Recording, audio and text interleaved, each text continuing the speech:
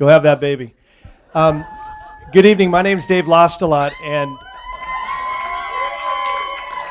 I have nothing to do with this other than to introduce a friend of mine. But before we start, it's kind of fun to be here because it brings up a lot of memories for me. Daryl's dad was one of my teachers in high school, and I have a vivid memory of reciting my 20 rules of the beach to Terry to get my patch for my junior lifeguard suit. Now, I don't know if they still do it, but 20 rules of the beach, you had to run from the river mouth to the lifeguard tower in a certain amount of time. It was intense to get your patch. Do they still do that? They don't do that? That was the best part. If you had your patch, man, you were somebody. But the reason I'm here tonight is to introduce my friend Tracy Cone. Tracy has been around Santa Cruz for the majority of her life. She is a acupuncturist, an herbalist, a nutritionist, and she also races outrigger canoes. I share the passion for racing outrigger canoes that Tracy does, as do the rest of these goofballs back here. We travel in a pack, as you can tell.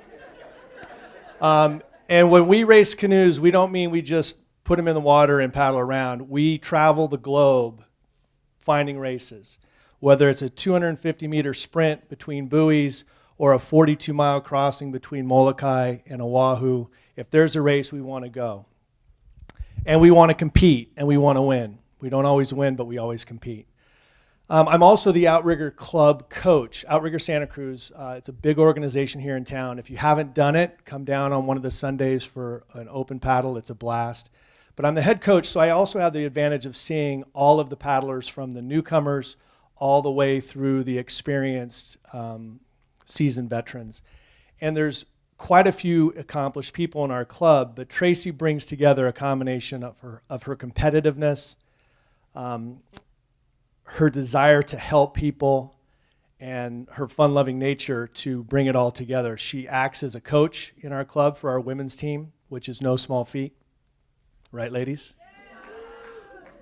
And she also assists with some of our keiki programs and kids. So she brings together all these combinations to do something that she's passionate about. So with that, I'd like to introduce Tracy, my friend, and a badass paddler.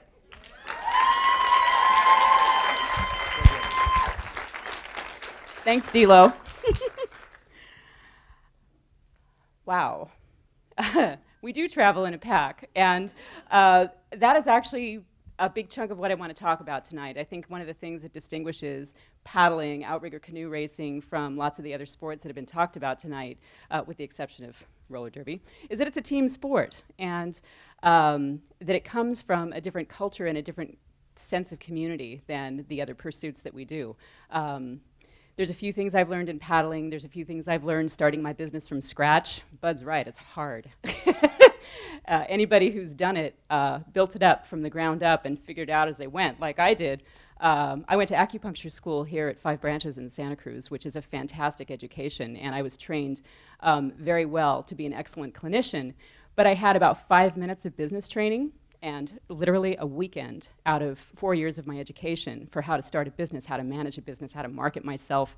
So I got out and I was like, all right, I guess I'll figure this out. And I kind of came to paddling the same way, and I came to paddling at the same time, actually. So I got to grow up as a paddler and as a business person at the same time. And the beautiful thing about the paddling community is that I could take the lessons I learned there from and apply them to my business. And I could take the things that I learned in my business and the things that I had to cultivate in myself as an acupuncturist to my paddling. They were able to cross-fertilize each other in a way that was really productive and unique. One of the things that I learned that is best illustrated by a story that I will tell you about Molokai is how to meditate, and how to meditate through something that's really difficult. I've done the Molokai Channel crossing 3 times, and every time was difficult, and it's always difficult for different reasons. The Molokai Channel is 42 miles, just like Dave said, and it's one of the most treacherous channels in the entire world. It's deep, there's wind swell, there's current, there are forces that are much bigger and much more powerful than you, and you get reminded of it every few seconds. And it's not something to be done lightly. It's something that's done with months and months of training, years of training and cultivation. And one of the things that I learned how to do in my training as an acupuncturist is how to focus my intention. It's a very important part of needling somebody. You don't want to go to an acupuncturist that doesn't know how to focus their intention. It's pretty important. So in 2012, I signed up to do the Molokai race, and you commit to doing this race 6 months ahead of time. So for 6 months, there was a crew of 9 women that trained and trained and trained. We cross-trained together. We worked out in the canoe together. We committed with both feet and really bonded as a group during this entire process. And there were a couple of newbies. There were a couple experienced people like myself. And we brought people from all different realms of experience to our crew, but we all had the commitment in common. And we knew a couple days before the race that there was going to be a big swell.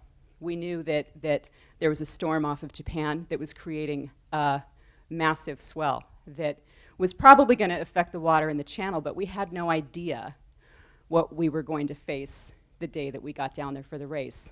When the race starts, it's on the south-facing harbor on the island of Molokai, and it's a very small harbor. And this particular year, there were 88 teams racing. So there were 88 outrigger canoes sitting on the beach. Does everybody know what an outrigger canoe looks like? Like I know you guys do. It's a 40-foot long canoe, and Aloha Races. People have seen the Aloha Races at the wharf, Polynesian Festival. It's a 40-foot long canoe, and it seats 6 people, and it's got an outrigger on the left-hand side that is for balance and stability, and it weighs 400 pounds, and 6 people paddle it as hard as they can to go as fast as they can. And imagine there's 88 of these canoes sitting on the beach in a very small harbor. We get down to the harbor first thing in the morning, and we can't see the channel outside because it's closed out by a 15-foot swell. This storm that had been coming closer in the days that we were waiting for the race to start generated terrifying waves that completely closed out the harbor. This was not something anybody expected. It was not part of what we trained for, and it wasn't something that was on the menu, but we had to deal with it. And we sat on the beach and strategized. We watched the sets. We figured out how we were going to break through. We came up with a plan, and then with with 87 other boats jockeying for position, which was like a giant log jam in the harbor, we waited. And there are these people up on the jetty. You can actually see, I posted video of this. It's really hard to tell the story without showing pictures, but I posted pictures and I posted video on my blog and my website, so you can go to that and get the visual at some point. But there's these people up on the jetty telling us, go, go, go, go, go, when it's time to go, because we can't see. We're sitting down in a low canoe, and we can't see when the sets are coming, and we can't see when it's time to go, and we had to trust the people up there, and, you know, so we ended up going at probably a less than opportune time. My Molokai girls are out here, some of them. Yeah, a few of my crew are in the audience here, so, and a few of them are in the boat with me. And we go out, and we make it up over the first wave. 15 feet, up and down, right? It's crumbling at the top, but we make it over. We're going up the second wave. We make it over as it's crumbling at the top, and we're going down. And I'm sitting in seat 1, which is where I usually sit in races, and I'm setting the pace for everybody, right? So I've got to stay calm. I've got to stay centered because everybody's following me. If I lose it, they're all going to lose it too. So we're going up and over, and I'm like, okay, I think we're going to do it. We go up and over the third one, a little bit bigger than the others, and a gust of wind comes from the left and picks up the ama and flips us. And flips us. And it was going so slowly, I had time to unzip my spray skirt and go, really? Like, we're going over in this? I can't believe it. So we went over, and there we were in the surf. And here's another wave coming at us. And I hung onto the canoe, like we all did, and waited for the next wave to break on top of us, held on, don't get swept back in the current. When the waves passed, we flip it back over, and everybody gets back in as fast as they can, because you're on adrenaline at this point, and bails as fast as they can. We back paddled to pick up one of our girls who got swept back in the current. And by this point, I'm freaking out. I'm like, we got to get out of here. This isn't happening, you know. And my calm is starting to get lost. So we got lucky. It was a long break between the sets, and we paddle out. And the race hadn't even started yet. The race hadn't even started yet. I turned to my teammate behind me and I said, hey, we already got a story to tell. This is awesome. And she just looked at me like this, you know, and everybody in the boat was looking like this, like, holy shit. You know, lots of adrenaline. And we still had 42 miles to go that all of our training had built us up for. And so we went. We did it. We started crossing. And if you can imagine what an 8-foot groundswell coming in one direction mixed with an 8 to 10 foot wind swell coming against it in another direction is going to do to an entire channel, it's a mess. It's a mess. It was a washing machine the entire day. And it was really hard to find the rhythm. It was really hard to find the center, which is essential when you're setting the pace for the entire boat. And it's essential when you're trying to stay perfectly in sync with those people that you're lined up with. The thing that makes the boat go is to be connected and to paddle exactly in time. You plant your blade and pull at exactly the same time as the person in front of you. And that's what makes the boat go. And it's like a rhythm. It's like a waltz. 1, 2, 3, 1, 2, 3, 1, 2, 3. And the music that was coming from the water was screwing it all up. It was really hard to find a rhythm. And I realized a couple hours into this race, it took us 8 hours to cross, by the way.